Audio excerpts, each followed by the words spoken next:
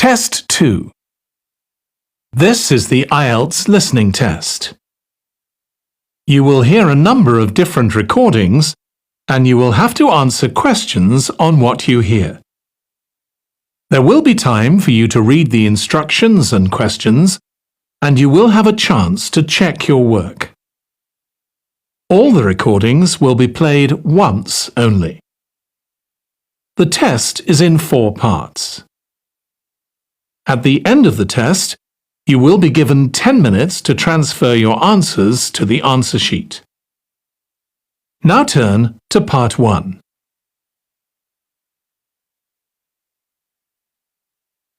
Part 1. You will hear a woman calling a tourist information office to ask about a festival. First, you have some time to look at questions 1 to 4.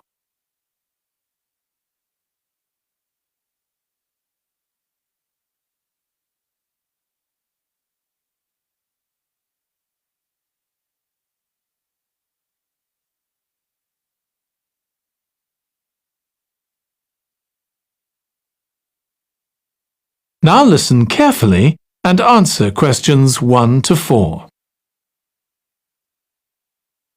Good morning. You're through to the Tourist Information Office. Tim speaking. How can I help you? Oh, hello. Could you give me some information about next month's festival, please? My family and I will be staying in the town that week. Of course. Well, it starts with a concert on the afternoon of the 17th. Oh, I heard about that. The orchestra and singers come from the USA, don't they? They're from Canada. They're very popular over there. They're going to perform a number of well-known pieces that will appeal to children as well as adults. That sounds good. My whole family are interested in music. The next day, the 18th, there's a performance by a ballet company called Eustatis. Sorry? The name is spelled E-U-S-T-A-T-I-S.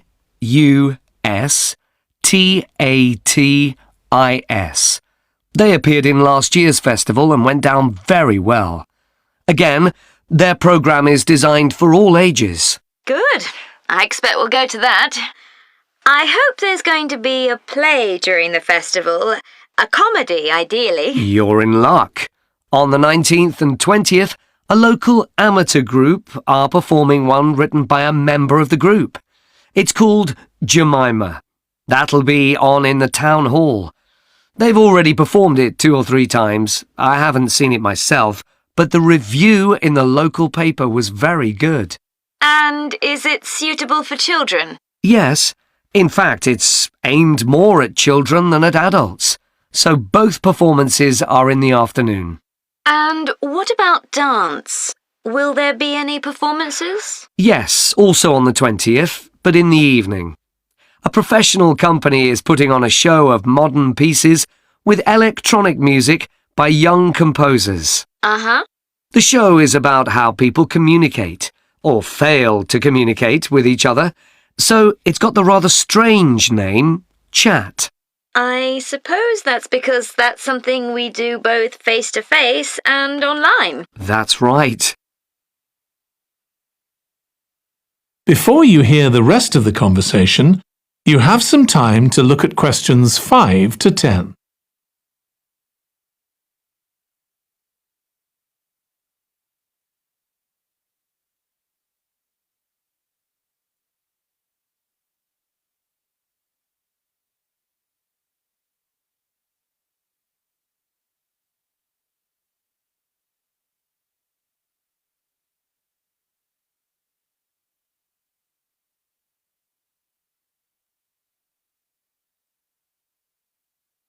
Now listen and answer questions 5 to 10. Now, there are also some workshops and other activities. They'll all take place at least once every day, so everyone who wants to take part will have a chance. Good. We're particularly interested in cookery. You don't happen to have a cookery workshop, do you? We certainly do. It's going to focus on how to make food part of a healthy lifestyle. And it'll show that even sweet things like cakes can contain much less sugar than they usually do. might be worth going to. We're trying to encourage our children to cook. Another workshop is just for children, and that's on creating posters to reflect the history of the town. The aim is to make children aware of how both the town and people's lives have changed over the centuries. The results will be exhibited in the community centre.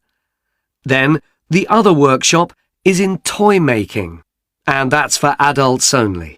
Oh, why's that? Because it involves carpentry. Participants will be making toys out of wood, so there'll be a lot of sharp chisels and other tools around. It makes sense to keep children away from it. Exactly. Now, let me tell you about some of the outdoor activities. There'll be supervised wild swimming. Wild swimming? What's that? It just means swimming in natural waters, rather than a swimming pool. Oh, okay. In a lake, for instance. Yes, there's a beautiful one just outside the town, and that'll be the venue for the swimming. There'll be lifeguards on duty, so it's suitable for all ages. And finally, there'll be a walk in some nearby woods every day. The leader is an expert on insects. He'll show some that live in the woods and how important they are for the environment. So there are going to be all sorts of different things to do during the festival. There certainly are. If you'd like to read about how the preparations for the festival are going, the festival organizer is keeping a blog. Just search online for the festival website, and you'll find it. Well, thank you very much for all the information. You're welcome. Goodbye. Goodbye. That is the end of part 1. You now have 1 minute to check your answers to part 1.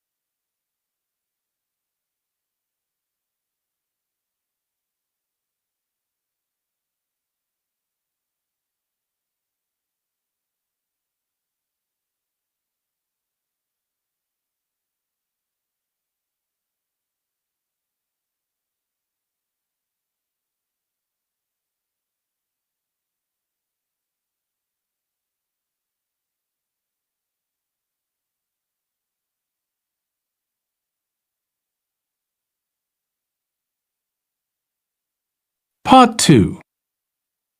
You will hear part of a talk to a gardening club about a local park.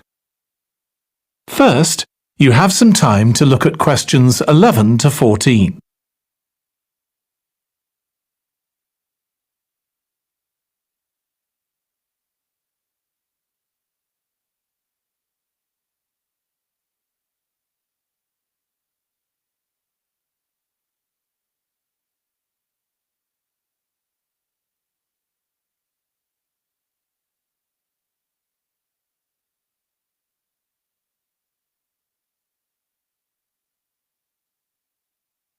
Now listen carefully and answer questions 11 to 14.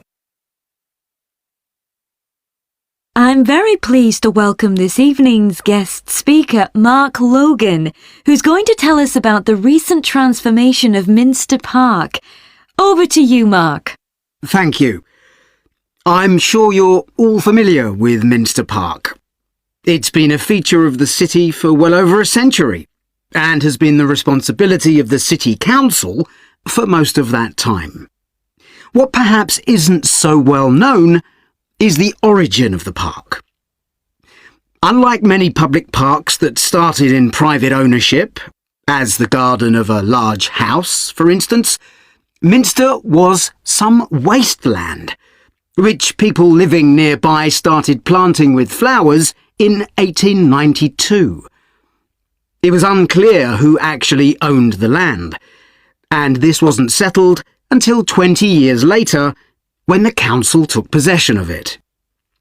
You may have noticed the statue near one of the entrances, It's of Diane Gosforth, who played a key role in the history of the park.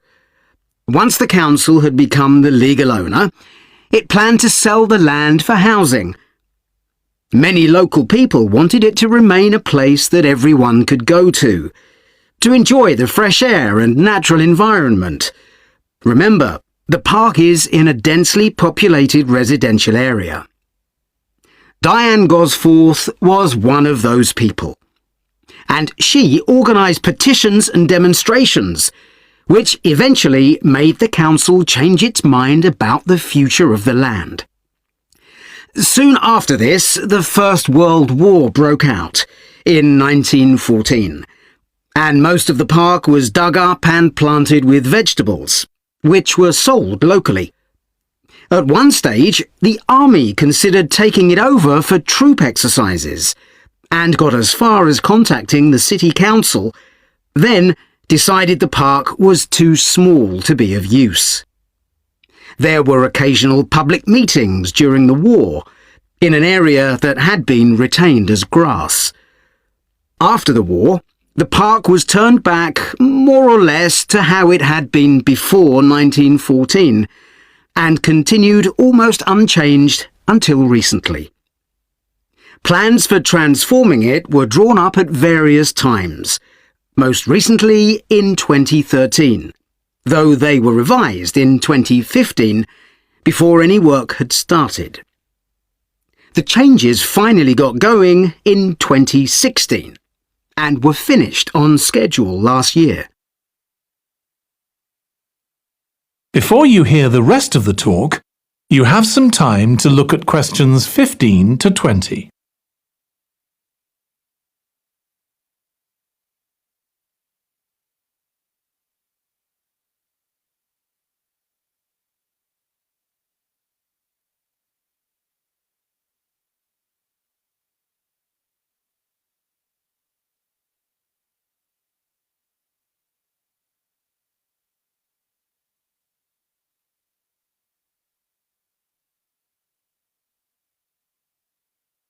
Now listen and answer questions 15 to 20.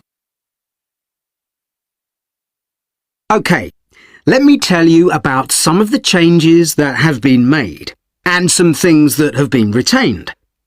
If you look at this map, you'll see the familiar outline of the park, with the river forming the northern boundary, and a gate in each of the other 3 walls. The statue of Diane Gosforth has been moved.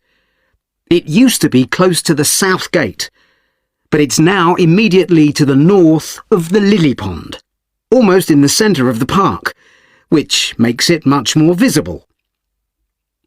There's a new area of wooden sculptures, which are on the riverbank, where the path from the east gate makes a sharp bend. There are 2 areas that are particularly intended for children. The playground has been enlarged and improved, and that's between the river and the path that leads from the pond to the river. Then there's a new maze, a circular series of paths separated by low hedges. That's near the west gate. You go north from there towards the river and then turn left to reach it.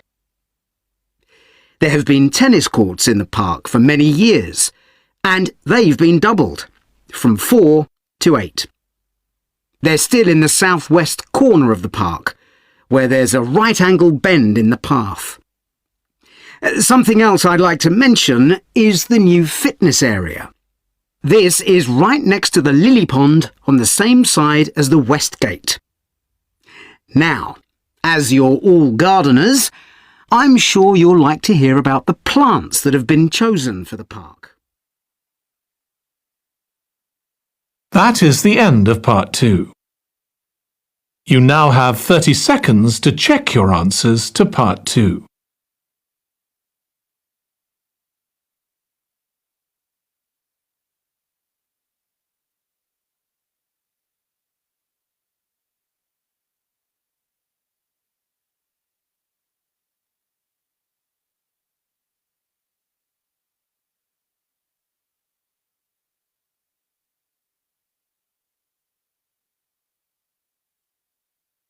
Part 3. You will hear two students of English called Kathy and Graham planning a display on 19th century British life and literature for a university event. First, you have some time to look at questions 21 to 24.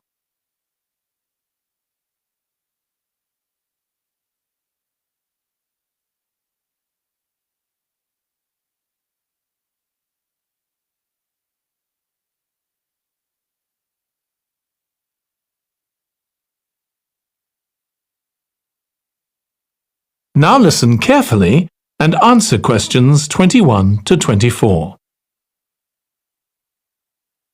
OK, Graham, so let's check we both know what we're supposed to be doing. OK. So, for the university's open day, we have to plan a display on British life and literature in the mid-19th century. That's right. But we'll have some people to help us find the materials and set it up, remember? For the moment, we just need to plan it. Good. So, have you gathered who's expected to come and see the display? Is it for the people studying English or students from other departments? I'm not clear about it. Nor me. That was how it used to be, but it didn't attract many people, so this year it's going to be part of an open day to raise the university's profile. It'll be publicised in the city to encourage people to come and find out something of what goes on here. And it's included in the information that's sent to people who are considering applying to study here next year. Presumably, some current students and lecturers will come? I would imagine so. But we've been told to concentrate on the other categories of people. Right. We don't have to cover the whole range of 19th century literature, do we? No, it's entirely up to us. I suggest just using Charles Dickens. That's a good idea. Most people have heard of him and have probably read some of his novels or seen films based on them. So that's a good lead-in to life in his time. Exactly. And his novels show the awful conditions that most people had to live in, don't they? He wanted to shock people into doing something about it.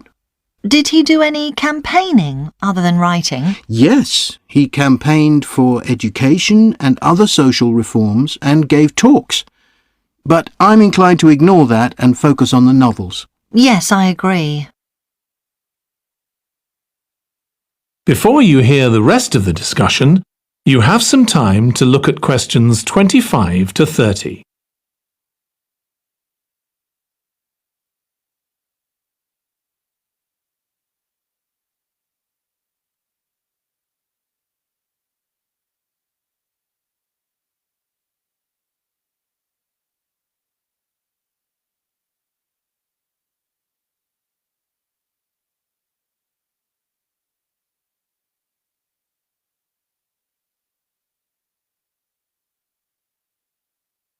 Now listen and answer questions 25 to 30.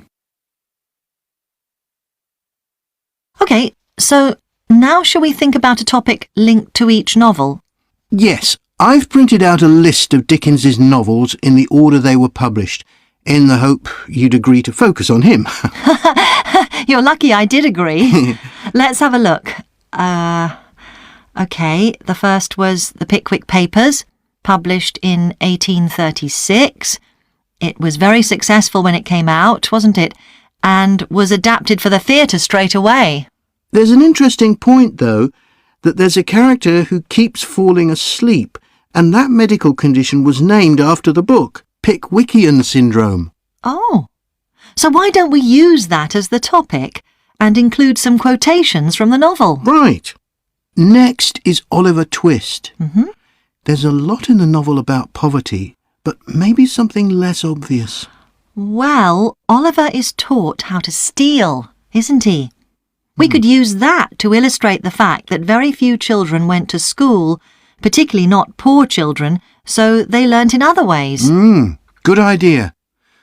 What's next? Maybe Nicholas Nickleby? Actually, he taught in a really cruel school, didn't he? That's right. But there's also the company of touring actors that Nicholas joins. We could do something on theatres and other amusements of the time. We don't want only the bad things, do we? OK. What about Martin Chuzzlewit? He goes to the USA, doesn't he? Yes. And Dickens himself had been there a year before and drew on his experience there in the novel. I wonder, though. The main theme is selfishness. So we could do something on social justice? No, too general. Let's keep to your idea. I think it would work well. He wrote Bleak House next. That's my favourite of his novels. Yes, mine too. Oh, His satire of the legal system is pretty powerful. that's true. But think about Esther, the heroine. As a child, she lives with someone she doesn't know is her aunt, who treats her very badly. Then she's very happy living with her guardian, and he puts her in charge of the household. And at the end, she gets married, and her guardian gives her and her husband a house, where, of course, they're very happy. Yes, I like that. What shall we take next? Little Dorrit? Old Mr. Dorrit has been in a debtor's prison for years. So was Dickens's father, wasn't he? That's right. What about focusing on the part when Mr. Dorrit inherits a fortune and he starts pretending he's always been rich? Good idea. OK. So next we need to think about what materials we want to illustrate each issue. That's going to be quite hard. That is the end of part 3. You now have 30 seconds to check your answers to part 3.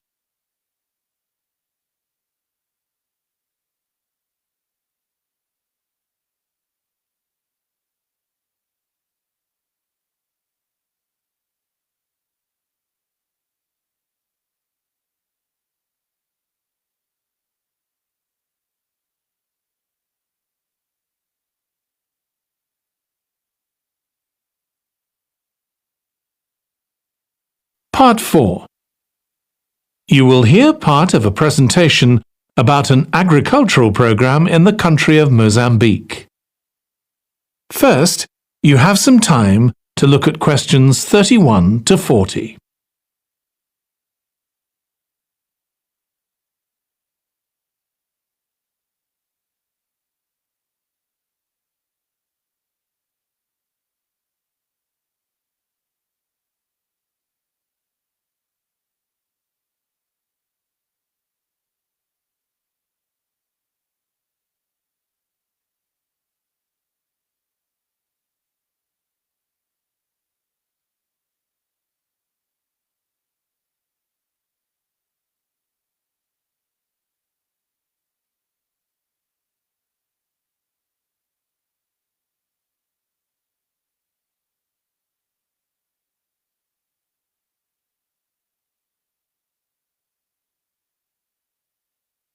Now listen carefully and answer questions 31 to 40. I'm going to report on a case study of a program which has been set up to help rural populations in Mozambique, a largely agricultural country in Southeast Africa. The program worked with 3 communities in Chikwalakwala district near the Limpopo River. This is a dry and arid region with unpredictable rainfall. Because of this, people in the area were unable to support themselves through agriculture, and instead they used the forest as a means of providing themselves with an income, mainly by selling charcoal. However, this was not a sustainable way of living in the long term, as they were rapidly using up this resource. To support agriculture in this dry region, the program focused primarily on making use of existing water resources from the Limpopo River by setting up systems of irrigation, which would provide a dependable water supply for crops and animals. The program worked closely with the district government in order to find the best way of implementing this. The region already had one farmers' association, and it was decided to set up 2 more of these. These associations planned and carried out activities including water management, livestock breeding and agriculture. And it was notable that in general, women formed the majority of the workforce. It was decided that in order to keep the crops safe from animals, both wild and domestic, special areas should be fenced off where the crops could be grown. The community was responsible for creating these fences, but the programme provided the necessary wire for making them. Once the area had been fenced off, it could be cultivated. The land was dug so that vegetables and cereals appropriate to the climate could be grown, and the programme provided the necessary seeds for this. The programme also provided pumps so that water could be brought from the river in pipes to the fields. However, the labour was all provided by local people, and they also provided and put up the posts that supported the fences around the fields.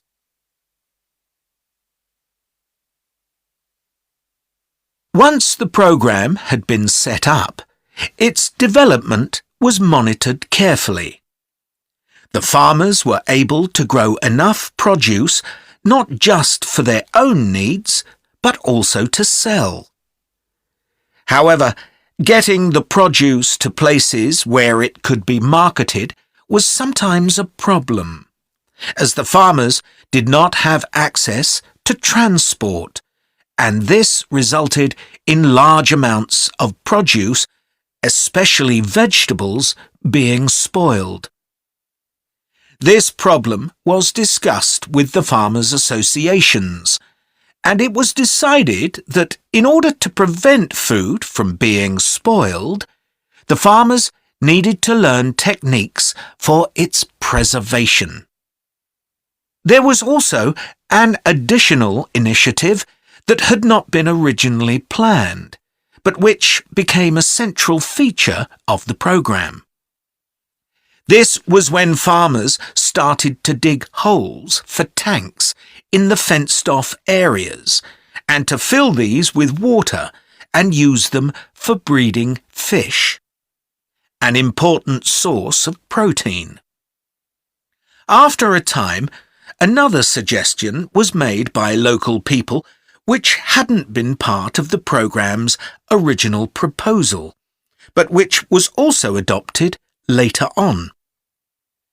They decided to try setting up colonies of bees, which would provide honey both for their own consumption and to sell. So, what lessons can be learned from this programme?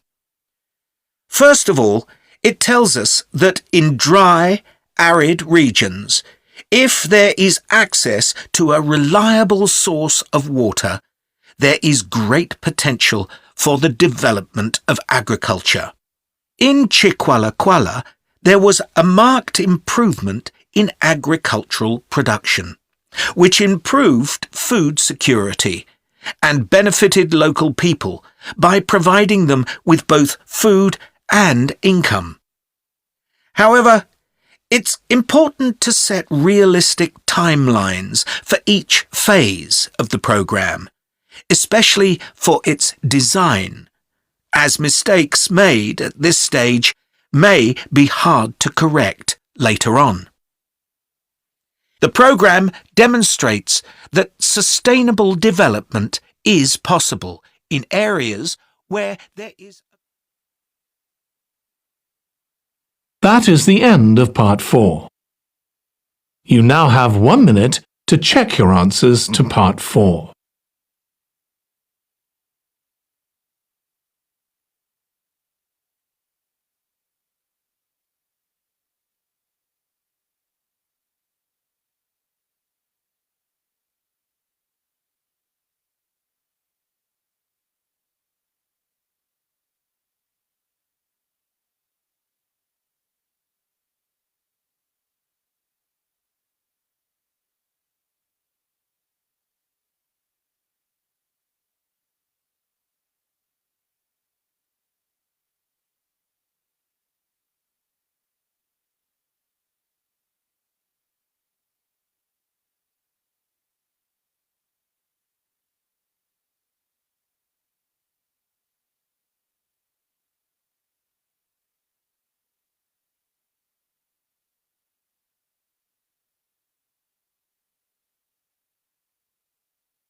That is the end of the listening test. In the IELTS test, you would now have 10 minutes to transfer your answers to the answer sheet.